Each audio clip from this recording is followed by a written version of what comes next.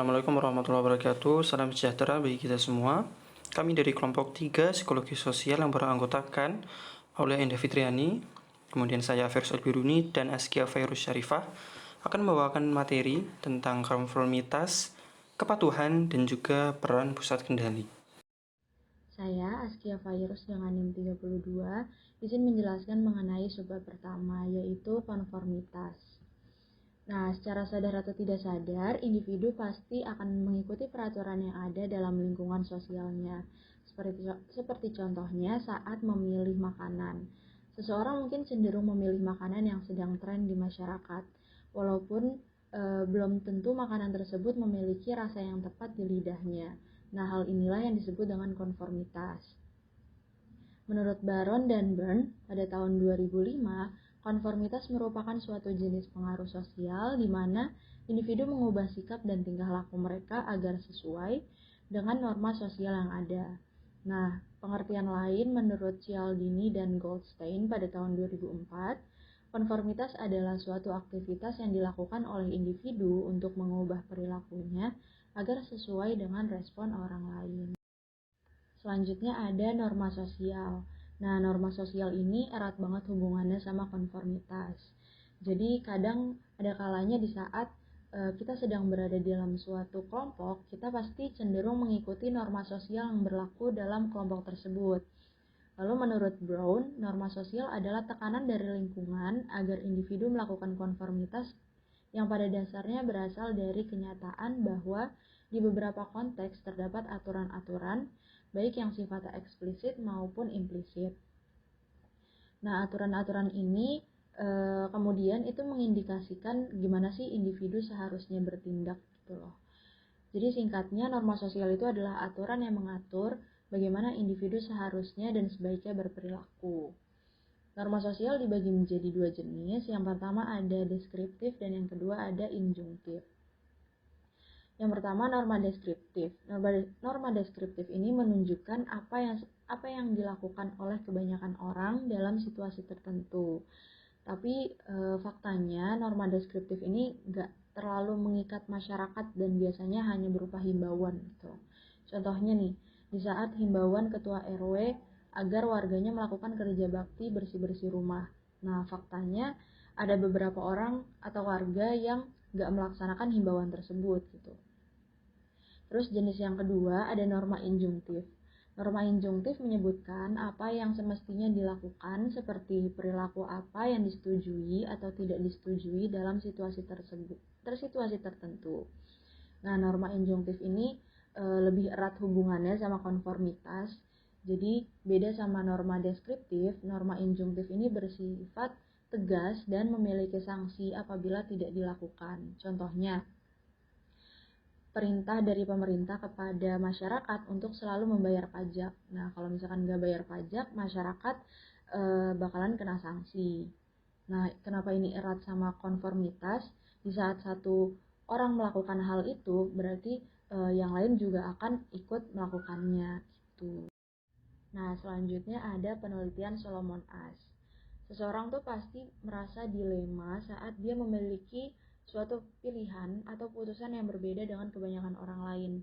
Kayak contohnya, misalkan sebelum waktu tugas dikumpulin, kita tuh pasti suka ngomong ke teman kan, kayak samain dulu dong jawabannya gitu. Nah, misalkan nomor 1 kita jawabnya A, sedangkan teman pertama, teman kedua, teman ketiga kita jawabnya tuh B. Nah, pasti di dalam diri kita itu merasakan adanya kecemasan dan dilema tentang apakah kita harus tetap mempertahankan jawaban kita atau kita ganti jawabannya supaya sama kayak ketiga teman kita nih. Sedangkan waktu pengumpulan tugasnya tuh udah deket gitu loh. Nah, kebanyakan orang itu bakal mengubah jawaban mereka supaya sama dengan jawaban orang lain. Nah, hal ini yang disebut dengan konformitas. Terus mengenai penelitian Solomon Asch, ini menjelaskan tentang partisipan dalam penelitian itu diminta untuk mengindikasikan yang mana dari ketiga garis pembanding yang sama persis dengan sebuah garis standar. Nah, beberapa orang dari partisipan itu adalah peneliti, asisten peneliti yang tidak diketahui oleh partisipan lainnya. Nah, pada saat-saat yang disebut dengan critical trials, para asisten peneliti dengan sengaja menjawab salah pertanyaan yang diajukan. Mereka secara bulat memilih garis yang salah sebagai garis yang sesuai dengan garis standar. Jadi kayak jawabannya sengaja disalahin gitulah. Nah, kemudian hasilnya adalah partisipan yang lain itu terpengaruh dan memberikan jawaban yang sama dengan yang dikatakan oleh para asisten peneliti tersebut. Nah, pada titik inilah yang disebut dengan konformitas. Jadi kayak kita udah tahu nih kalau jawabannya itu tuh salah, tapi orang lain ngejawabnya itu gitu loh. Nah, pasti biasanya kita tuh bakal, oh yaudah deh berarti jawabannya itu. Nah, gitu. Penelitian ini tuh ngebahas tentang hal itu. Selanjutnya ada faktor-faktor yang mempengaruhi konformitas. Berdasarkan penelitian AS, faktor yang mempengaruhi konformitas itu ada 3. Yang pertama ada kohesivitas. Kohesivitas ini adalah derajat ketertarikan orang yang menjadi target terhadap pengaruh yang ditanamkan kelompok kepadanya. Seseorang itu pasti lebih menerima pengaruh dari orang yang ia sukai daripada orang yang biasa aja gitu loh, yang gak dia sukai gitu. Perkataan dan perilaku mereka cenderung akan diikuti atau diamini oleh orang lain yang menyukai dan dekat dengan mereka. Contohnya nih, seseorang mungkin akan lebih cepat setuju dengan pendapat orang tuanya, walaupun pada awalnya pendapat mereka tuh bertentangan, dibandingkan dengan saat ia mendengar pendapat orang yang baru saja ia temui. Lalu yang kedua ada besarnya kelompok. Besarnya kelompok ini berhubungan dengan jumlah orang yang menanamkan pengaruh sosial. Semakin bertambah tinggi konformitas, itu berhubungan dengan jumlah anggota kelompok yang bertambah sampai dengan 3 orang. Tapi setelah 3 orang itu cenderung menurun. Nah, kenapa kayak gitu? Karena ketika besarnya kelompok ditambah hingga melampaui 3 atau 4, maka individu yang menghadapi tekanan sosial mungkin mulai mencurigai adanya kolusi. Jadi kolusi itu adalah dia bakalan nyimpulin kalau para anggota kelompok itu tidak mengekspresikan pendapat individual tetapi bersepakat untuk mempengaruhinya. Lalu faktor yang ketiga itu ada tipe norma sosial. Konformitas juga dipengaruhi oleh jenis norma sosial yang tadi tuh norma deskriptif dan juga norma injunktif. Tapi sempat aku spill juga tadi sebelumnya kalau konformitas itu lebih erat sama norma injunktif. Nah, kenapa kayak gitu? Karena kecenderungan yang kuat terhadap konformitas, di mana individu diharapkan mampu mengikuti keinginan masyarakat atau kelompok tertentu mengenai bagaimana seharusnya bertindak di berbagai situasi. Nah, yang terakhir dari konformitas ada alasan individu melakukan konformitas. Menurut Brown pada 2006, alasannya itu ada 4. Yang pertama, keinginan untuk disukai. Saat masih kecil, seseorang akan banyak melakukan konformitas untuk membantunya mendapatkan persetujuan dengan banyak orang. Nah, persetujuan ini dilakukan dengan tujuan supaya seseorang mendapatkan pujian. Sebagaimana yang diketahui, dengan melakukan hal itu, kita dapat mendapatkan persetujuan dan penerimaan yang sangat kita dambakan dari orang lain. Oleh karena itu, pada dasarnya banyak orang senang akan pujian, maka mereka akan semakin berusaha untuk melakukan konformitas sesuai dengan keadaan. Nah, sumber pengaruh sosial ini dikenal sebagai pengaruh sosial normatif karena melibatkan perubahan perilaku agar sesuai dengan ekspresi orang lain. Lalu yang kedua ada rasa takut akan penolakan. Konformitas dilakukan agar seseorang dapat diterima di kelompok atau lingkungan tertentu.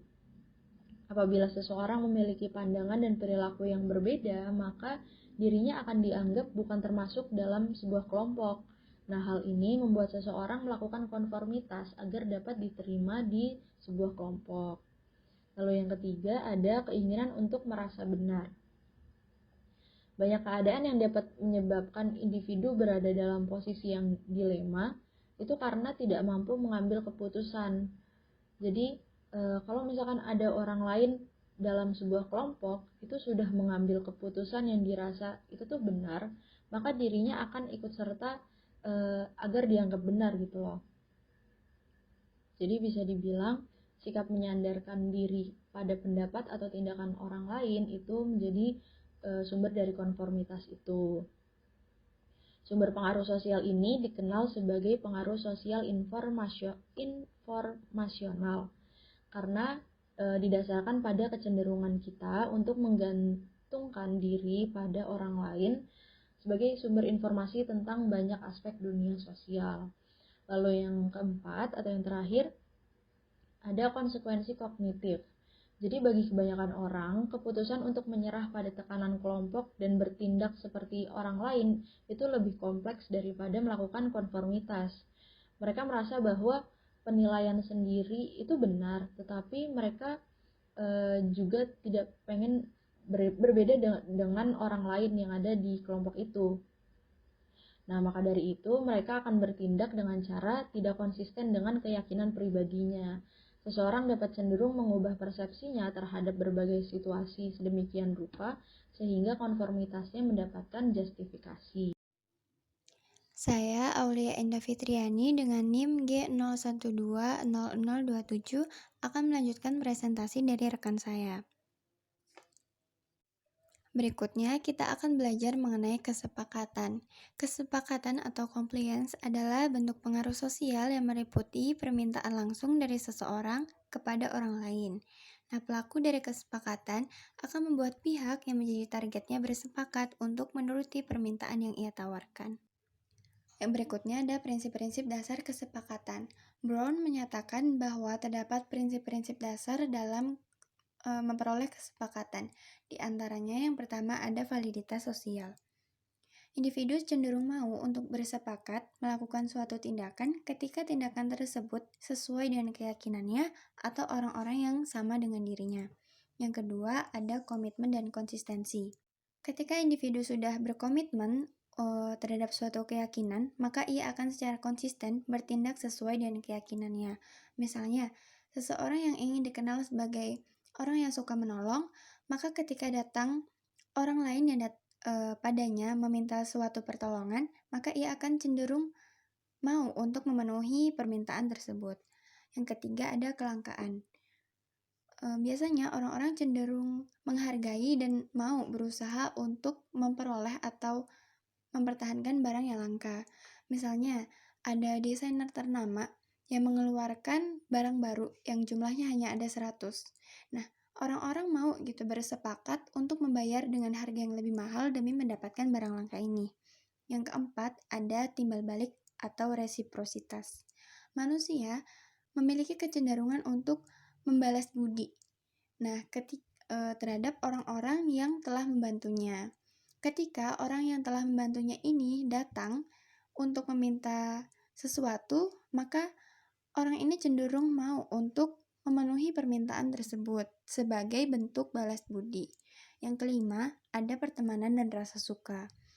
Individu cenderung mau memenuhi permintaan dari teman mereka atau orang yang mereka sukai. Dan yang terakhir, yang keenam, kekuasaan. Individu mau memenuhi permintaan dari orang lain yang memiliki kekuasaan. Berikutnya ada teknik mendapat kesepakatan. Menurut Brown, dalam usaha untuk memperoleh kesepakatan, terdapat beberapa upaya atau teknik yang dapat dilakukan. Yang pertama ada teknik ingratiation. Dengan teknik ini, pemohon berusaha untuk membuat target suka terhadap dirinya. Setelah suka, maka pemohon dapat mengarahkan perilaku target agar mau memenuhi permintaannya. Yang kedua, ada teknik PQ. Teknik ini dilakukan dengan memberi stimulasi agar target tertarik. Misalnya seperti supermarket yang menjual barangnya dengan harga 9.999, tampak lebih murah dan juga menarik. Nah, ini akan membuat orang lebih mau untuk sepakat dan membeli barang tersebut. Kemudian ada teknik deadline. Teknik ini dilakukan dengan cara memberitahu target bahwa penawaran yang diberikan kepadanya hanya bisa didapatkan dalam waktu yang terbatas. Misalnya seperti diskon dan juga promo. Kemudian ada teknik door in the face. Dengan teknik ini, pemohon meminta dengan permintaan yang besar, lebih besar daripada permintaan asli yang dia inginkan. Nah, setelah target menolak, maka ia akan turun ke permintaan yang lebih kecil hingga terjadi kesepakatan. Misalnya seperti tawar-menawar yang sudah sering terjadi. Kemudian ada teknik lowball. Teknik ini dilakukan dengan cara mengubah persetujuan menjadi tidak menarik setelah adanya kesepakatan. Misalnya, ada diskon baju di marketplace. Kemudian, ada seorang pembeli yang sepakat untuk membeli karena tertarik dengan adanya diskon. Nah, setelah membeli dan barang ini sampai di tangan, pembeli ini merasa kecewa karena ada miss di baju yang dia beli. Tapi setelah dikomunikasikan ulang dengan penjual mengatakan bahwa mereka sudah sepakat gitu. Pembeli sudah sepakat untuk membeli barang tersebut. Kemudian ada teknik foot in the door. Teknik ini dilakukan dengan cara pemohon meminta dengan permintaan yang kecil dan mudah untuk dipenuhi. Kemudian ia akan meminta ke permintaan yang lebih besar hingga sampai ke permintaan sebenarnya yang diinginkan oleh pemohon. Kemudian ada teknik jual mahal. Teknik ini dilakukan dengan cara membuat apa yang ditawarkan itu tampak langka dan sulit diperoleh. Kemudian yang terakhir ada teknik that's not all. Teknik ini dilakukan dengan cara menawarkan keuntungan tambahan sebelum target menyetujui kesepakatan yang diajukan sebelumnya. Kembali lagi bersama saya Firus Albiruni, NIM K01200029, akan membacakan kepada teman-teman semua materi tentang kepatuhan dalam interaksi sosial. Obedience, kepatuhan atau ketaatan merupakan suatu bentuk hasil dari pengaruh sosial yang mana terbentuk dari perintah suatu orang kepada orang lain untuk melakukan atau menciptakan beberapa tindakan.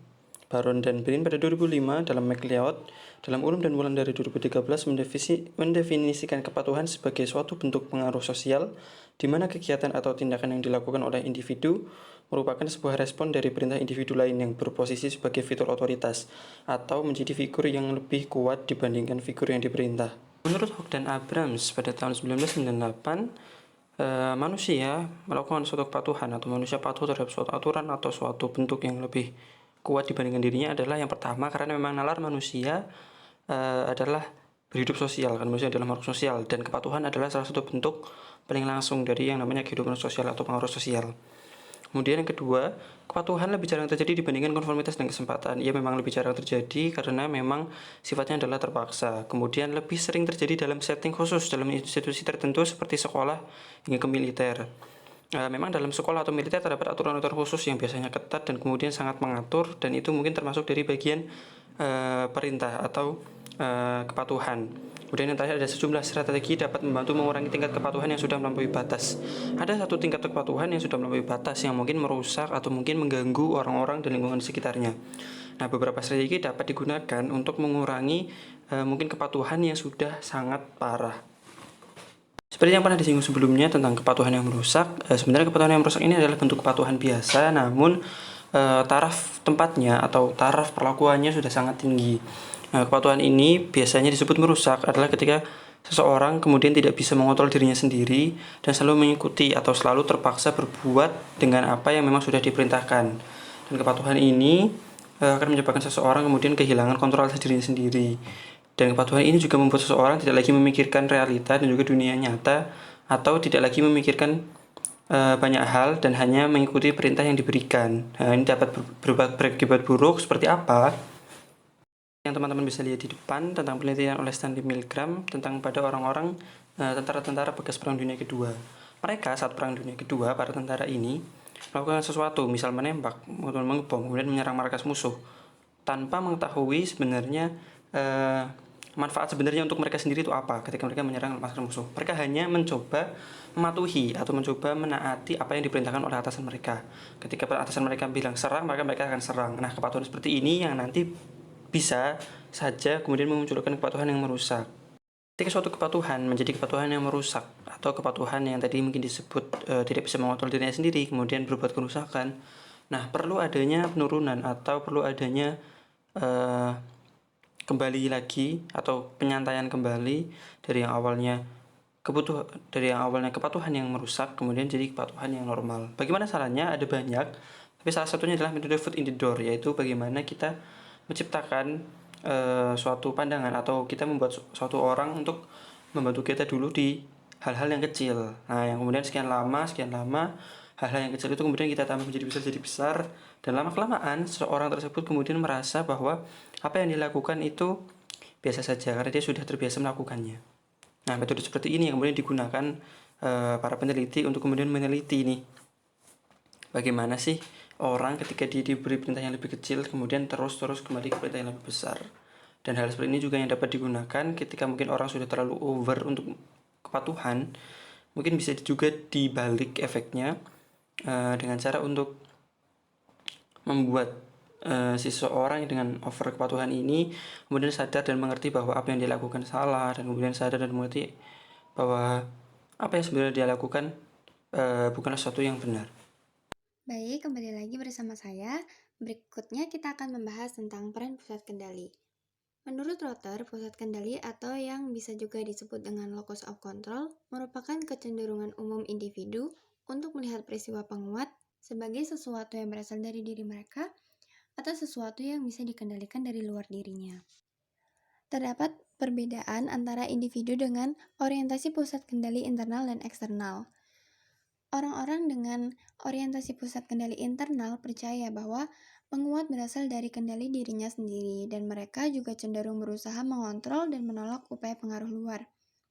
Sedangkan individu dengan pusat kendali eksternal percaya bahwa yang terjadi pada dirinya ditentukan oleh nasib, keberuntungan, dan orang lain. Mereka juga lebih mudah dipengaruhi, dibujuk, dan konformitas. Karena individu dengan orientasi pusat kendali eksternal percaya bahwa pengaruh luar juga dapat mengontrol diri mereka atau dapat memegang kontrol atas diri mereka, maka mereka cenderung lebih memilih untuk konformitas. Terlebih apabila ada tekanan normatif, mereka akan lebih mudah memilih untuk konformitas karena alasan normatif. Sedangkan individu dengan orientasi pusat kendali internal akan cenderung mempertahankan diri mereka, mempertahankan apa yang ada di diri mereka, dan meyakini bahwa mereka lah yang memiliki kontrol kendali atas diri mereka sendiri. Jadi mereka lebih sulit untuk konformitas. Untuk mengakhiri pertemuan kita, maka ada satu moto dari Anna Sewell, yaitu "It is good people who make good places". Terima kasih, segitu yang mungkin kami sampaikan. Wassalamualaikum warahmatullahi wabarakatuh.